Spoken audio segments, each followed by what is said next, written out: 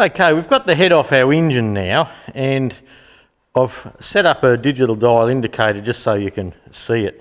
And whatever we're going to do on the engine now is going to be done at top dead centre. So we wind the engine back,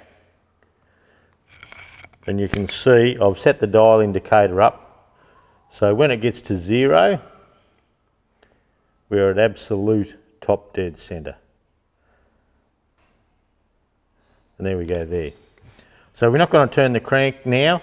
We've gone in the direction of engine rotation to get to that point. Now let's pop the side off the injection pump here. This is the injection pump. There's a little plate on the side. We'll reset the camera and we'll get down there. So, all right, well, this pump here, as it would have come out of factory, this one would have been done up, I'm pretty sure, because of the caps and all here, and it's still got the lock tabs everywhere. So I'd say it's been done up at a diesel shop somewhere and refitted. So we'll just pop that little lock tab off.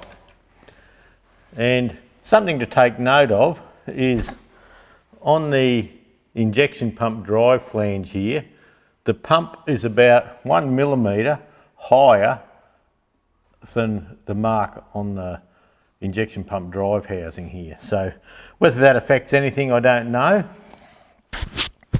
But let's pop this side plate off. You'll need a 5/16 AF spanner for that. 8mm, 5/16. We'll just see how this engine was set up, just out of interest. You'll also see just up in here that, if you recall earlier, I had the liners sliding up and down a little bit. I've pinned the liners down now. They come to me last night, it's the next day now, it came to me last night that while I was thinking about it, if I was doing this engine up or doing something to this engine and I let those liners move like that, it is possible for a slight little bit of carbon to drop down in under the liner and not have your liner sitting where you'd particularly like it.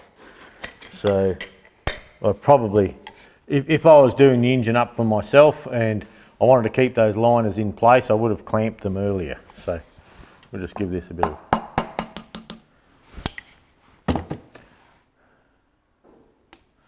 What's in there? Yuck.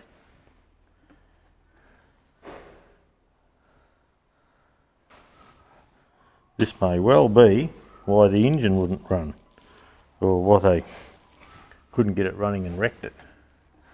So what I'm going to look for inside here, and I'll go and grab a torch, is just to see what the pump was set up like. So I believe the letter G is what we're looking for.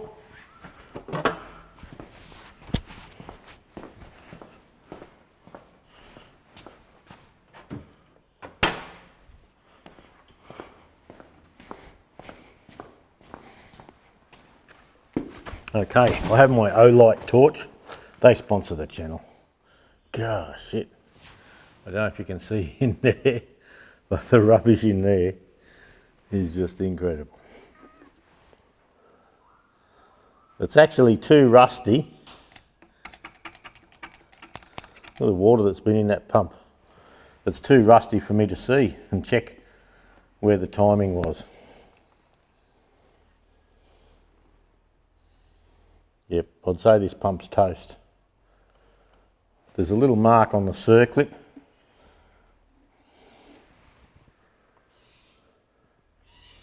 Actually, there isn't on this. The circlip may have been put in back the front. But look, I can't even see, because due to the rust on this, on the ring here on the head. I have no chance of actually seeing what's going on there. Okay, so we may have just figured out why this engine wasn't used. It may have got a gut full of water, and the metering valve and all in the pump here, it may have jammed and not let any fuel through. But we don't know that, of course. So but anyway, from here, we'll just pop the injection pump off. We know we can't do anything with it there. I can't even tell you how it was timed because of the water and the rust in the injection pump. So the injection pump is toast, but not to worry. All right, we'll just work on the pump. I think I was just thinking of the best direction to go from here, but I think we'll just work on the pump. Pop that off, just show how we like to do it.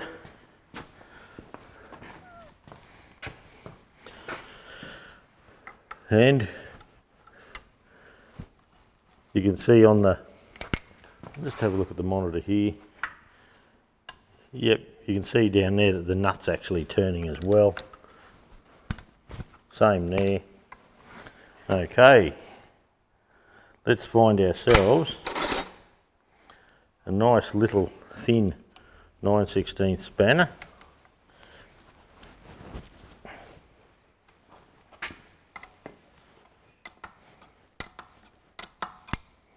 We'll just go from there.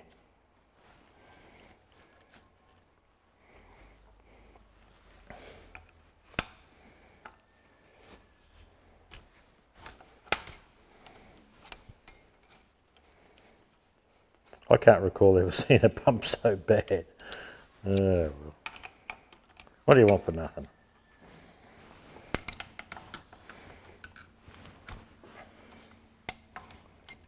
Another thing to point out, I suppose, was when we were on top dead centre here, if you remember, we actually had the rear push rods, these two, we had those fellas rocking, so we knew we were actually firing on number one.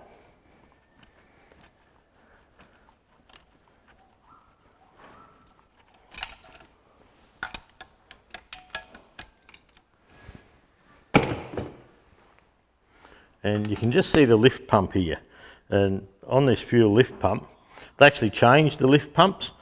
If you're in Australia and you're buying one through Bearco, they sell one pump and they say you just have to bend the pipes around. But from serial number, or up to serial number SJ3180E, the two inlets come in at quite a difference. Then after serial number SJ37181, the two pipes were parallel like this. Now, if you look at the Bearco side, it says put the early pump on and just bend the pipes. Don't bloody do that. On our Queensland Tractor Spares website, we do have this two pumps listed and the serial number brake listed. Our engine number is SJ114131 LD, and it's on the front of the front right hand side above where your governor bracket goes on, and there's a flat place there just below where your cylinder head bolts on. So this one has the later fuel lift pump on. Oh, that's a bit tight. Okay, that one opened up without the inner turning. Hey, winner. Winner, winner, chicken dinner.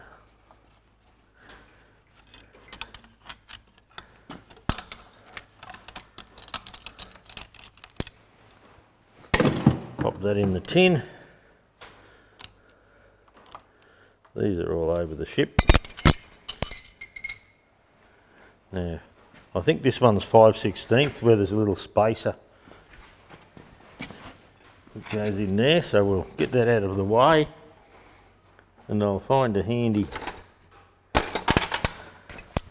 1/2 inch spanner for the side plate here to loosen that clamp. We'll get that out of the way.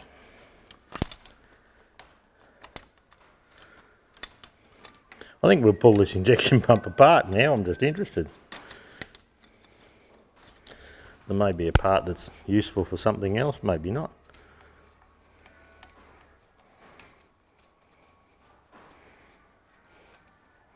I can hear a few cows in the background today. The neighbours shifted their cattle into the block next door. So, okay, that's out of the way. Now, all we need to do, usually you make sure you know where those lines are, and on ours, one is there and one is there. So it's been slightly advanced at some stage in its life. Don't know why. I do that to them sometimes, if you're just having a bit of a tune by ear. But in the injection pump housing here, this is the part we want to look at for bushes as well. So to unbolt the flange, it's just a 1/2 inch spanner. They're 5/16 UNF threads. Yep, that feels okay. Now normally, this outside one, the easiest one to get to, leave him nipped up a little bit. Undo the bottom one, so the pump's not hanging on it.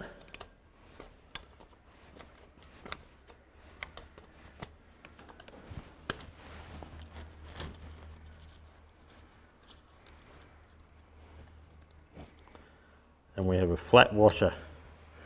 We have a flat washer, a spring washer, and a 5/16 UNF nut.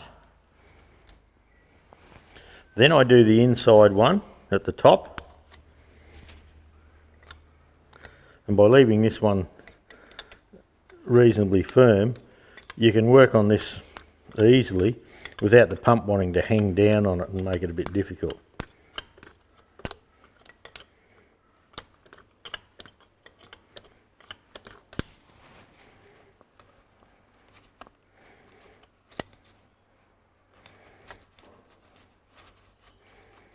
There we go, that's just about off.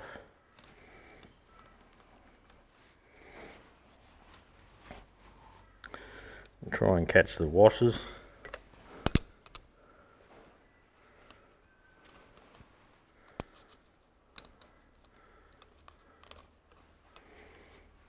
There we go. And now we can do this last one, and we can just support the pump at the back there, and it's quite easy to get off then. You're not trying to wiggle the pump and try and get in through the back and all that. So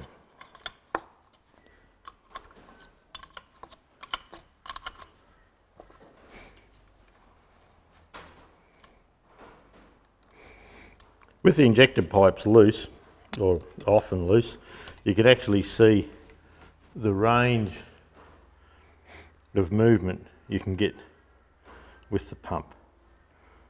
And that adjusts timing. So, pardon me, I think I read a bulletin where 2 millimeters, 1 millimeter was 2 degrees, but look, don't quote me on that. I'm using my remembry there, and it's not the best sometimes. So we'll pop that off, and you'll see that there's a master spline there. So I'll turn that. Oh yeah, well it must turn because the engine turns. But I can turn that. You can try and put it on in the wrong place, and there's no chance that pump will go on because the splines don't line up. There's just not a chance. But as soon as you get him where it's supposed to be, you can just feel where it has to be. And so on ours, I'll pull that little shaft out just to show you. So on ours, there's your master spline, and that can only go in there one way. And the rounded end goes to your injection pump, and that little clip's from somewhere. We'll have to have a look at that.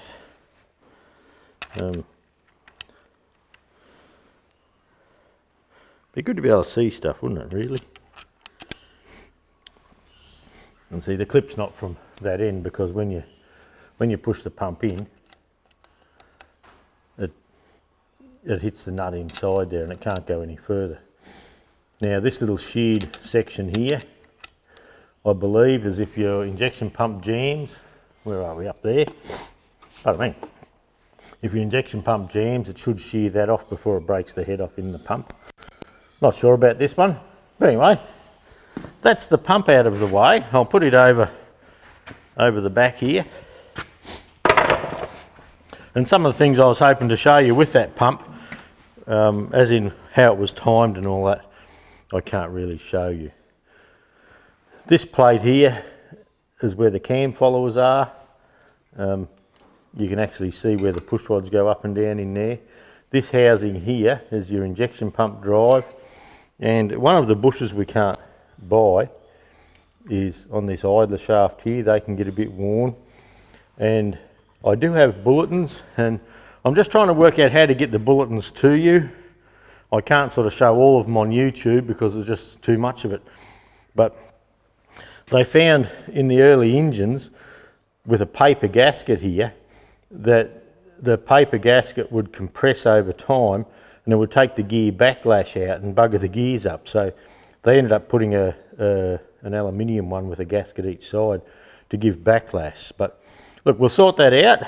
We'll set the camera up, we'll get this piece off, and we might set that up on the bench and have a look.